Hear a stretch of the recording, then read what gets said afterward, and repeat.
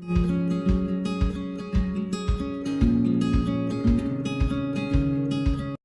children, I hope you are all doing well. Now today I am going to talk to you about how to face adverse situation. In the past few weeks I was talking to you about how to overcome difficulties. Now today I am going to talk to you about one Charles O'Connor. He is an Irish engineer and he took up a very difficult job, very challenging job. What was a difficult job? He had to bring water to a desert place in Australia. This desert place is known as Kalgoorlie. Okay, Kalgoorlie. And he planned to bring water from a lake which was about 350 kilometers away from this Kalgoorlie. And it was not an easy job. That was way back in beginning of the 19th century. Okay, and the Australian government gave approval for his project and they sanctioned huge amount of money for this project, and Kalgoorlie laid all the pipeline successfully, and on March 8th 1902 they were supposed to inaugurate the project. So everyone had gathered there in Kalgoorlie expecting the waters to gush out from the pipeline to a desert area. But then unfortunately there was some leak somewhere in the middle and water did not gush out as it was expected. So Charles O'Connor was completely dejected and disappointed. Moreover, people started accusing him of swindling money. Government had sanctioned huge amount of money and they all accused Charles O'Connor of swindling money. But that was not true.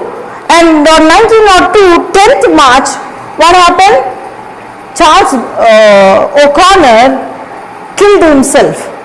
He committed suicide. He could not bear all this difficult situation. He killed himself.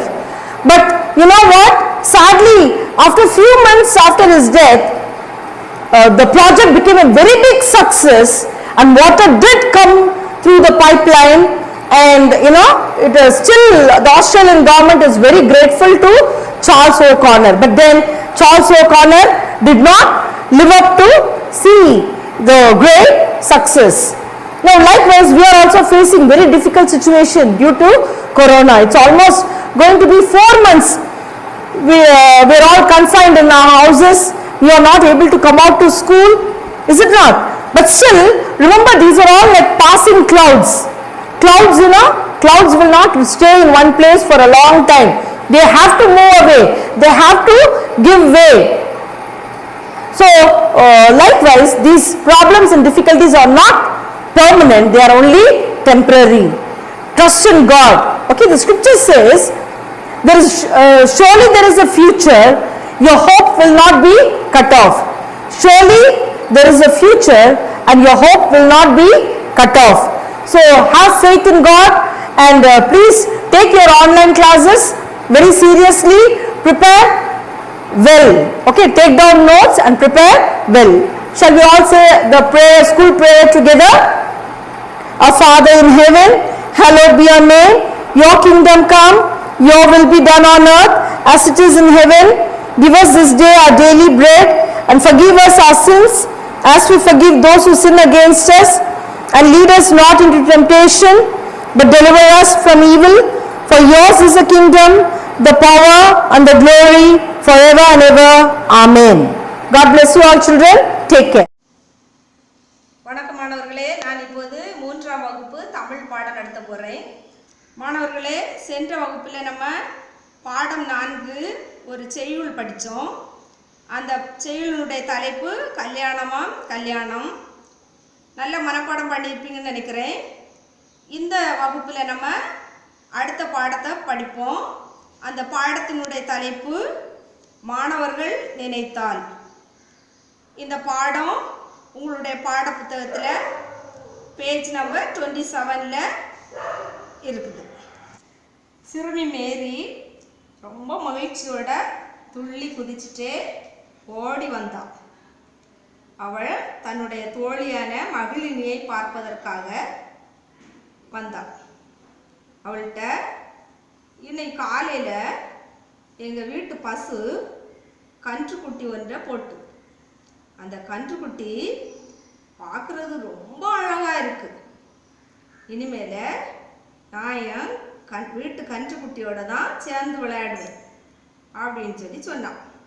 இதை கேட்ட மகளினி, என்னையும் விளையாட்டில் சேர்த்துக்கோ அப்படின்னு கேட்டான்.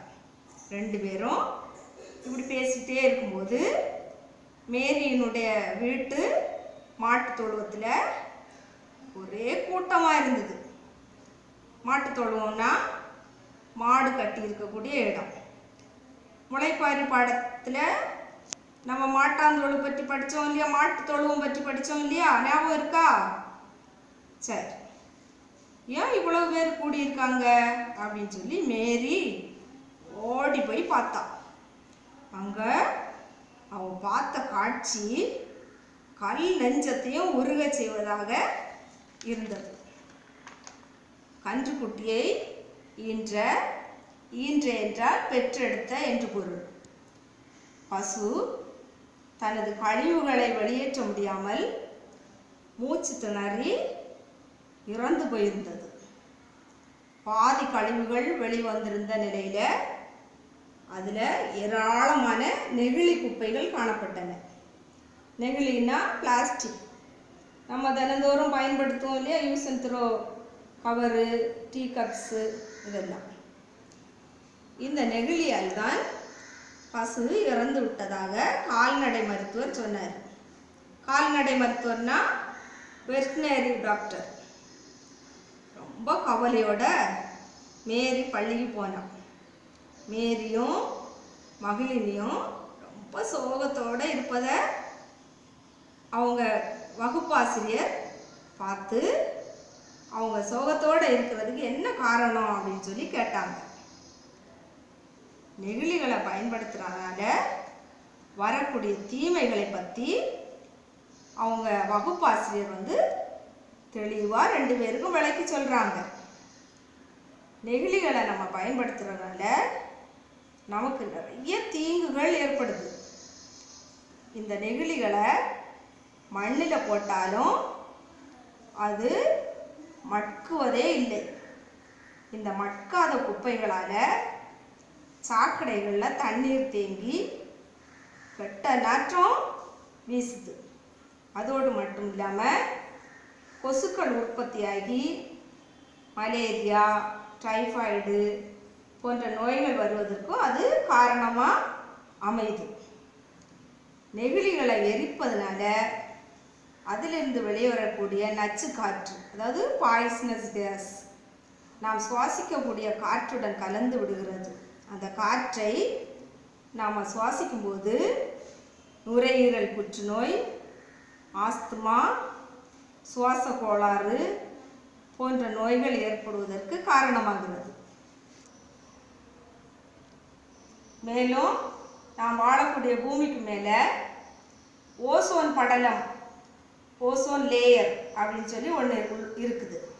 இந்த படலம் சூரியனுடைய புற ஊதா கதிர்கள் நேரடியாக நம்மை தாக்காதபடி ஒரு குடை போல, எப்படின்னா மழை காலங்களில், வெயில் காலங்கள்ல எல்லாம் நாம் குடை பிடிச்சிட்டு போனால் வெயில் மழை நம்மை தாக்காமல் குடை நம்மை பாதுகாக்குது இல்லையா, அதுபோல் இந்த புற ஊதா கதிர்கள், அல்ட்ரா வயலட் ரேஸ் நம்மை தாக்காதபடி நம்மை பாதுகாக்கும்.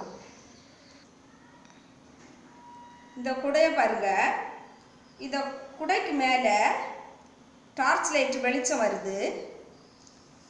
அந்த வெளிச்சம் குடைக்குள்ளே வராமல் இருக்கு பாருங்க. அதுபோல தான் சூரியனுடைய புற ஊதா கதிர்கள் நம்ம மேலே படாமல் ஓசோன் படலம் நம்மை பாதுகாக்கும்.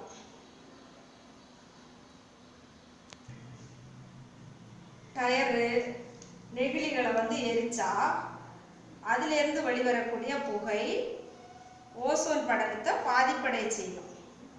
எப்படி கொடையில் ஓட்டை விழுந்தா அந்த ஓட்டை வழியாக வெயிலும் மழையும் நம்மை பாதிக்குமோ, அதுபோல் ஓசோன் படலத்தில் உள்ள ஓட்டை வழியாக சூரியனுடைய புற ஊதா கதிர்கள் நம்ம உடம்பை தாக்கும். அப்படி தாக்கினா பல வகையான தோல் நோய்கள், அதாவது ஸ்கின் டிசீஸ் நமக்கு வரும்.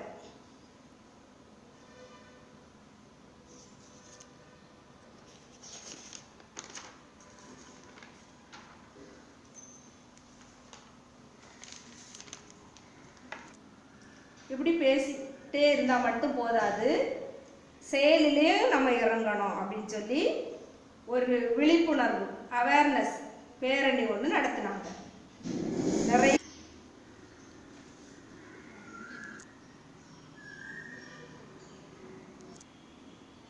நிறைய விழிப்புணர்வு வாசகங்கள் எழுதப்பட்ட துண்டு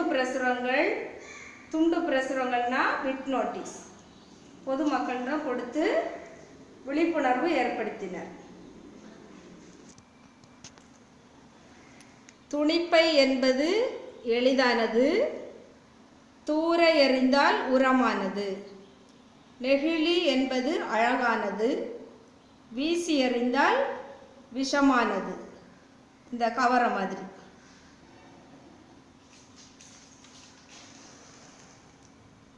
வீதி எங்கும் பறக்குது நெகிழி, விழி பிதுங்கி அழுகிறது பூமி பந்து.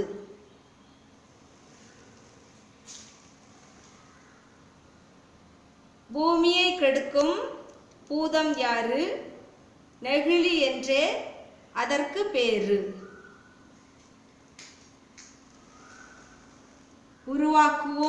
உருவாக்குவோம் நெகிழியற்ற உலகை உருவாக்குவோம்.